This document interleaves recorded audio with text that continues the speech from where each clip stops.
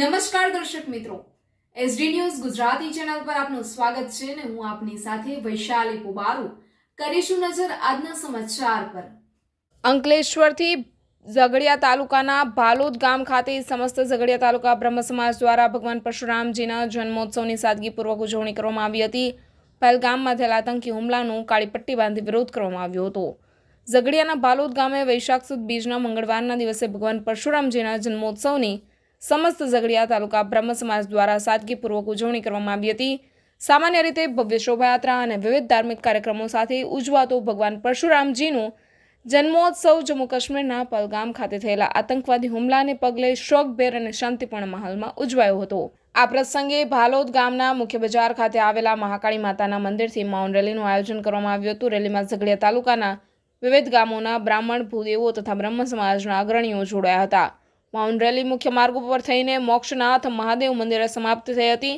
ત્યારબાદ ભૂદેવો દ્વારા ભગવાન પરશુરામજીનું પૂજન અર્ચન તથા આરતીઓ કરવામાં આવી હતી। ત્યારબાદ જમ્મુ કાશ્મીરના પહેલગામમાં નિર્દોષ પર્યટકો ઉપર થયેલા આતંકી હુમલાના મૃતકોની શ્રદ્ધાંજલિ સભા યોજી 1 મિનિટ મૌન પાળી શોક વ્યક્ત કરવામાં આવ્યો હતો। Reporter Jayesh Prajapati, SD news Gujarati, Ankleshwar. Anil Harendra Pandya.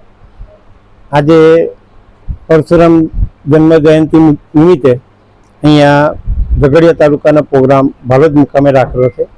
તેમાં ઉપસ્થિત રહેલા છે બધા બ્રહ્મબંધુઓ અને બહુ પ્રોગ્રામને ટૂંકાવીને એક શોક પાડીને જે પહેલગામની જે ઘટના બની છે એમાં પોલિટિક્સ નહીં વચ્ચે લાવીને પણ આપણા હિન્દુસ્તાની માણસો જે ગુજરી ગયા છે એના અનુસંધાને આ માત્ર જન્મ જયંતિ ઉજવવાનું નક્કી કર્યું છે। એની રેલી કાઢી હતી અને અત્યારે અહીંયા ઉપસ્થિત થયા છે અને 2 મિનિટનું મૌન પાડીને બધા છૂટા પડીશું।